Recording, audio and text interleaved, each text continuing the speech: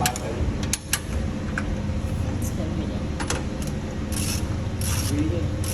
đâu có cái năm mà khai một muốn là có phải là luôn được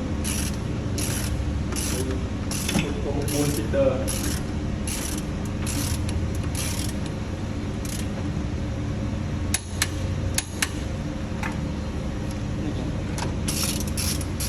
đây mình chia đây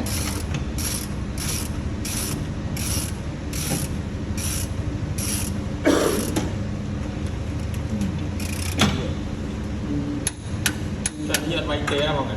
đó nếu như vay té là như vay té 2 tuần vay hả? 2 tuần vay đang của nó vay mình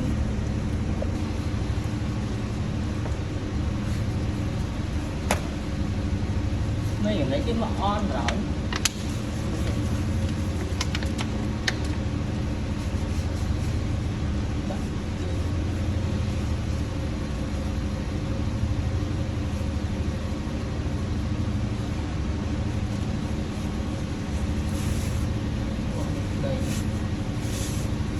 anh ấy đọc bơi được kìa